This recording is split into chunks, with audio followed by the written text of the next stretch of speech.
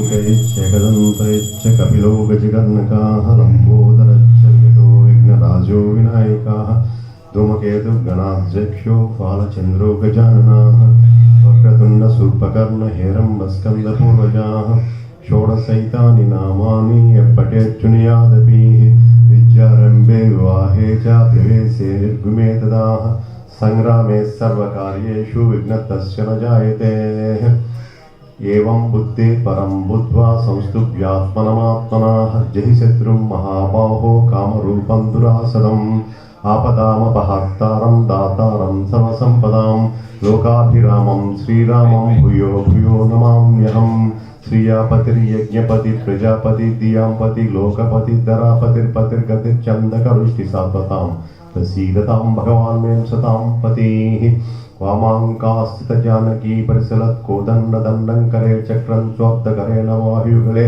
शङ्खं शरं दक्षिणे विप्राणं जलजातपत्रनयनं भद्राद्रिमूर्तिस्थितं केयूरादिभूषितं रघुपतिं सौमित्रियुक्तं भजे। ఓం తత్సత్. భగవద్బంధువులు ఎవరైతే ఈ మాటల్ని ఈ ప్రసంగాన్ని వింటూ ఉంటారో వారందరికీ వందనాలు. నా సోదర సమానులు భగవద్బంధువులు శ్రీ నాగభూషణం గారు నన్ను ఈ కృష్ణాలయానికి వచ్చి ఈరోజు శ్రీ కృష్ణాష్టమి గురించి మాట్లాడమని చెప్పి ఆహ్వానించారు. అది భగవంతుడి యొక్క ఆజ్ఞగా భావించి నేను రావడం జరిగింది. శివుడు ఆజ్ఞ లేనిదే శివైనా పుట్టదని, గోవిందుడు ఆజ్ఞ లేనిదే గరికైనా కదలదని పెద్దల నానుడి. ఈ గరికి ఇలా కదిలింది కాబట్టి ఈరోజు కృష్ణాష్టమి గురించి నేను కొన్ని విషయాలు ఎవరైతే వింటున్నారో వాళ్ళందరికీ తెలియజేస్తున్నాను. ఈ విషయాలన్నీ కూడా ప్రామాణికాలని, వీటిని నేను భాగవతం నుంచి, భగవద్గీత నుంచి, భారతం నుంచి, రామాయణం నుంచి గ్రహించి మీలో అందరికీ పంచాలని ఎంతో ఉత్సాహంతో, ఎంతో అనురాగంతో, భగవద్బంధుత్వంతో తెలియజేస్తున్నాను. దీన్ని ఎవరు శ్రవణం చేసినా కూడా ఈ కృష్ణాష్టమి రోజుని పరిపూర్ణమైన పుణ్య ఫలితాన్ని పొందుతారు. ఎందుచేతనంటే నేను చాలా సందర్భాల్లో చాలామంది చెప్తూ ఉంటాను ఏంటంటే అది కార్యమహత్యము, శాస్త్రమహత్యము, కాలమహత్యం ఎప్పుడైతే కలిసేయో అక్కడ సిద్ధి లభిస్తుంది. ఈవేళ ఈ క్షాత్రము అంటే, క్షాత్రం అనగా శరీరం అని, క్షాత్రజ్ఞుడు అనగా ఆత్మ అని భగవద్గీత బోధిస్తుంది. కాబట్టి ఈ క్షాత్రము వానికి బాహ్యంగా కృష్ణాలయంలోకి తీసుకురాబడింది. కార్యమహత్యము కృష్ణాష్టమి గురించి ప్రసంగించడం, ఇంకా కాలమహత్యం ఈరోజు శ్రవణ మాసము, కృష్ణపక్షము, అష్టమి అంటే బహుళాష్టమి, కృష్ణాష్టమి అంటే ఎంత విశేషమైందంటే ఈ అష్టమిది అమావాస్య కూడా కుదరక పితృదేవతల్ని సంతృప్తి పరచలేక ఇబ్బంది పడుతున్న జీవులు ఎవరైనా ఉన్నట్లయితే కనుక ఈ కృష్ణాష్టమి రోజుని అటువంటి కార్యక్రమాలు చేస్తే పరిపూర్ణమైన ఫలితం కలుగుతుంది, వేద ప్రమాణికంగా ఉన్నది. అందుచేత చాలా విశేషమైన దినం ఈ క్షేత్రం, అద్భుతమైనది కృష్ణ క్షేత్రం. కాలమ కృష్ణాష్టమి. ఈ కృష్ణాష్టమి యొక్క విశేషం ముందర ఈ రోజుని మీకు ఈ కృష్ణాష్టమి యొక్క విశేషాన్ని, తర్వాత కృష్ణ పరమాత్మ గురించి కొద్దిపాటి విషయాన్ని, తర్వాత స్త్రీలకి ఎంతో ఉపయోగకరమైన శ్లోకాన్ని చెప్తాను. ముందుగా ఒక శ్లోకంతో ఈ కృష్ణాష్టమి యొక్క గొప్పతనాన్ని తెలియజేస్తున్నాను. ఏంటంటే అది అందరూ కూడా ఎవరైతే వింటారో వారందరూ కూడా ఈ శ్లోకాన్ని చెప్పుకున్నట్లయితే కానీ ఈ కృష్ణాష్టమి రోజుని 1,000 సార్లు చెప్పినట్టుగా ఫలితం ఏర్పడుతుంది. ఇది ఎవరు చెప్పారో అన్నది నేను ఒక నిమిషంలో మళ్ళీ చెప్తాను. శ్రీకృష్ణ గోవింద హరే మురారే హే నాథ నారాయణ వాసుదేవ. బోలో శ్రీకృష్ణ గోవింద హరే మురారే హే నాథ నారాయణ వాసుదేవ. శ్రీకృష్ణ గోవింద హరే మురారే హే నాథ నారాయణ వాసుదేవ. మురారే హే నాథ నారాయణ వాసుదేవ. ధన్యుని. అయితే ఇది ఎవరన్నారంటే అది మీకు ఈ రోజుని ఒక మాట అన్నానంటే అది మీరు కూడా అంటే కృష్ణాష్టమి పుణ్యంతో లభిస్తుంది. అది ఏంటంటే అది శ్రీమద్ భాగవతం. మీరు నమ్మినా నమ్మకపోయినా నా 43 ఏళ్ల ఆధ్యాత్మిక జీవితంలో ఒక సత్యాన్ని చెప్తాను. ఏంటంటే అది ఈ కరోనా మహమ్మారి మొత్తం ప్రపంచం అంతా ఆవరించుకునే సమయంలో ఒక యోగ్యుడైన వ్యక్తి భాగవతాన్ని కనుక సప్తాహం చేసుకుంటే ఎక్కడ కొట్టిందో వెళ్ళిపోయింది, ఉండేది కాదు. అటువంటి యోగ్యులు కానీ అటువంటి ఆలోచన కానీ కలగకపోవడం దురదృష్టం అన్నమాట.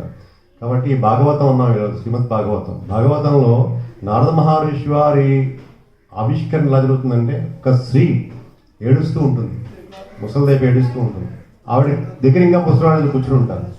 ఎవరు వీళ్ళు ఎలా రక్షించాలని అడుగుతారు. ఆ స్త్రీ తను భక్తిని చెప్తుంది. అంటే మానవుల్లో భక్తిని చూస్తారా, అది ఒక స్త్రీ అండి, అంటే ఒక స్త్రీమూర్తి, భక్తి దేవి ఆవిడ అనమాట. ఆవిడకి ఈ భగవంతంతో చెప్తే చాలా టైం పడుతుంది కాబట్టి ఆవిడ ఈ భాగవతం ఏర్పాటు కాగానే పరిగెట్టుకు వస్తుంది. ఒక దూడ, ఆవు దూడ పాలలా పరిగెడుతూ శ్రీకృష్ణ గోవింద హరే మురారే హే నాథ నారాయణ వాసుదేవా అంటూ వెళ్తుంది. శ్రీకృష్ణ గోవింద హరే మురారే హే నాథ నారాయణ వాసుదేవా శ్రీకృష్ణ గోవింద హరే మురారే హే నాథ నారాయణ వాసుదేవా శ్రీకృష్ణ గోవింద హరే మురారే హే నాథ నారాయణ వాసుదేవా నారాయణ వాసుదేవా శ్రీకృష్ణ గోవింద హరే మురారే హే నాథ నారాయణ వాసుదేవా. విన్నవారు ధన్యులు, అన్నవారు ధన్యులు. ఈరోజు కృష్ణాష్టమి పుణ్యంతో దక్కేస్తుంది వల్ల. ఇక విషయంలోకి వచ్చినట్లయితే కనుక కృష్ణుడు అంటే భక్త దుఃఖ కర్షిణి ఇది కృష్ణ. అంటే భక్తుల యొక్క దుఃఖాన్ని కష్టాన్ని పోగొట్టేవాడు కృష్ణుడు, భక్తులకి కలయం కలిగేసేవాడు కృష్ణుడు. అటువంటి కృష్ణుడు ఎలా ఉద్భవించాడు, ఈ అష్టమి తిథి గొప్పతనం ఏంటి అసలు, అది తెలుసుకుని స్వామి యొక్క వాక్కు నుంచి వెలువడిన భగవద్గీత 2-3 నామాలు మీకు నేను చెప్తాను. చెప్పిన తర్వాత నెమ్మదిగా ఈ ప్రసంగాన్ని ముగిద్దాం. ఈ కృష్ణ పరమాత్మ అష్టమ సంతానంగా దేవకీ గర్భంలో ప్రవేశిస్తారు. మీకు అక్కడ ఒక రహస్యం ఉందండి. అంటే ప్రతిదీ కూడా కృష్ణ పరమాత్మ చర్యలు ప్రతిదీ మనకి ఎదురు చెప్తూనే ఉంటాయి. ఆయన అలా ప్రవేశించినప్పుడు ఆయన చెప్పింది ఏంటంటే, ఆయన జగత్కర్త, మొత్తం జగత్తంతా ఆయన దేవాది దేవుడు. ఆయన బంధితుడు అవుతున్నాడు శరీరంలో, అంచెల శరసాల్లో పుట్టాడు. మనందరిలో కూడా ఆత్మ శరీరాన్ని ధరించి లోపల ఉంటుంది, అది వెళ్ళిపోతే శరీరం ఇంకోలా పిలుస్తాము. కాబట్టి అక్కడ బంధితుడే శరసాల్లో పుట్టిన కృష్ణ పరమాత్మ, దేవకీ వస్తువులు పుట్టిన కృష్ణ పరమాత్మ ఇక్కడ రహస్యాన్ని చెప్తాడు. మరి భగవంతుని పొందాలంటే కనుక భగవంతుడి ద్వారానే పొందాలి, భగవంతుని దాల్చాలి. అంటే భగవంతుని దాల్చడం అంటే ఎలా మళ్ళీ అంటే కాఫీ తాగాలి. కాఫీ తాగాలంటే ఎలా, పాలు ఉండాలి, పంచదార ఉండాలి, కాఫీ పౌడర్ ఉండాలి. మరి భగవంతుని దాల్చడం ఎలా, దయ, క్షమ, ప్రేమ, అనురాగము, ఆప్యాయత, ఇలాంటి దివ్య గుణాలు కలిగి భగవంతుని దాల్చుతాము. అక్కడ బాహ్యంగా ఎప్పుడైతే వసుదేవుడు ఆయన్ని దాల్చాడో నెత్తి పెట్టుకుంటాడు, రాత్రి వేళ బయలుదేరదామని చెప్పి ఆ సంఖ్యలన్నీ కట్టు ఉంటాయి ఆయనకి, వసుదేవుడికి కంసులు కట్టాడు, అన్నీ ఊడిపోయాయి.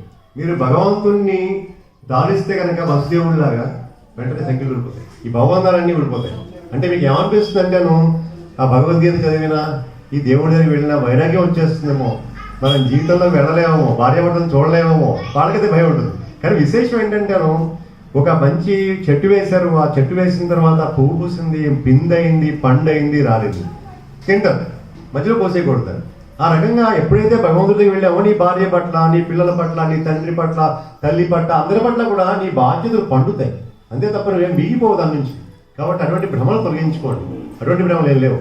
ఆ రకంగా ఎప్పుడైతే వసుదేవుడు ఆ రకంగా వాసుదేవుడిని ఆయన తల మీద దాల్చాడో సంఖ్యలన్నీ ఊడిపోయాయి, ఆ చెరసాల తలుపులు తెరవబడ్డాయి. నీకు చెరసాల ఉండదు, పూర్తిగా లిబర్టీ లభిస్తుంది, స్వేచ్ఛ లభిస్తుంది.